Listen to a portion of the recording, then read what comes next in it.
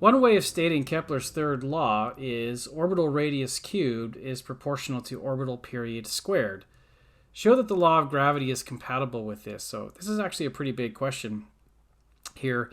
Kepler's third law, the way it's stated there, is really applied to maybe a limited set of circumstances. Specifically, it was applied to planets orbiting the sun in our solar system. And in that sense, like if you ask, like, well, would this hold if I compared, say, the moon's orbit around Earth to Mars' orbit around the sun? And the answer is no. It only works if you're comparing objects that are all orbiting the same thing. So in that sense, like if I say, okay, let this represent the sun, and we're going to think of the sun as being very massive and not budging, and then I've got some planet or maybe other thing, maybe a dwarf planet even, but we'll just stick with planets for right now, that is orbiting around it. And what we're thinking about is like, hey, so there's an orbital radius, right? This could be that orbital radius r. That really is the r in this statement right here. But there's also a certain amount of time, t. And so what this statement really is about is, well, if you increase or decrease orbital radius, or conversely, if you increase or decrease orbital period, how should the other quantity scale in response to that? And that's kind of what this simple statement, but again, it's written as a proportion, so in that sense, does it tell you everything? Well, maybe not. But how can we reconcile that with the law of gravity? Because like understanding the law of gravity gives us maybe a way of getting a more precise formula even than this, and then we can ask, like, well, does this align with it? Is it really compatible, right? That's the thing we can ask. So to do that, I'm going to think about doing an F equals ma on this type of a situation. And for this object, the FBD I would look at, this may be silly because I have a point-like object here now represented by another point, but I'm going to say it's the universal law of gravity that is the only force. So maybe I can put F sub g for that, but that's really the only force in this system. And when I say that's that force, I can use that formula, maybe GMM, and I'll use lowercase m and uppercase m for this, over r squared, where r represents the distance between the orbiting object and the center of the sun, which is also the orbital radius in this case. So what happens, like I think without further ado, I'm just going to go ahead and put that in here. I might be jumping through a few steps we're used to doing for force problems, but I think this is straightforward enough, recognizing like, hey, so for this object right here, the acceleration is centripetal, right?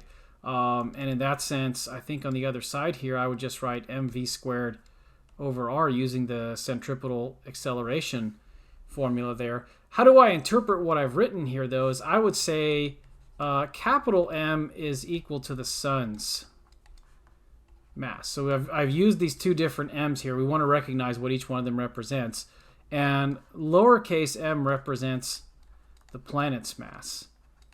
One thing that already, I think, by looking at what we've written so far, is compatible with Kepler's third law. Kepler's third law says that the relationship between orbital radius and orbital period has nothing to do with the planet's mass. Well, our F equals ma analysis agrees with that, right? Because that mass just canceled out. So it doesn't matter. Obviously, the sun's mass does matter, but that kind of governs the whole solar system. So, you know, that's not really that big an issue in that sense. Okay. So now how do I get to something like this? Well, let me see. What can I do here?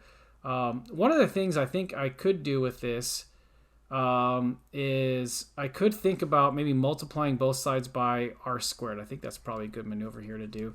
If I do that, I'm going to get g times m is equal to, and on this side, I'd have v squared times r squared over r, but that's really just v squared r. Okay, is that really Kepler's third law?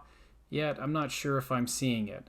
Maybe we need to look at this in a little more detail. Like in particular, v represents the velocity, but could also be in this context said to represent the speed of the planet in its orbit.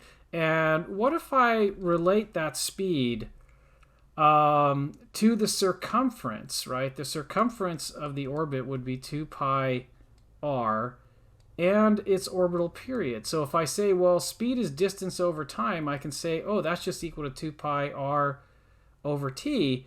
And if I plug that in here, I'd wind up getting like 2 pi r over t all squared times r. And now I've got some work cut out for me there for that side, because let's see, I think I'm going to get like I'll get 4 pi squared, and then I'd have an r squared with an r, so I'm going to say there's an r cubed. Oh, that's looking promising, because we're supposed to get an r cubed at some point. And then downstairs I get a t squared. Oh, that's also looking promising, right? Because there's also a t squared here. So how can I, really what I have is gm is equal to all this stuff. I think if I go ahead and solve for r cubed, what would that look like? R cubed would be equal, so what am I going to have to do? I'm going to have to divide by that 4 pi squared and multiply by the t squared. So I'm going to say gm over 4 pi squared, and then I'll multiply by the t squared. Now, this, if you look at this equation is completely compatible with the concept that r cubed is proportional to t squared. Simply what Newton's law of gravity combined with Newton's second law of motion has given me is a way of calculating in terms of other quantities what the proportionality constant should have been or should be for Kepler's third law.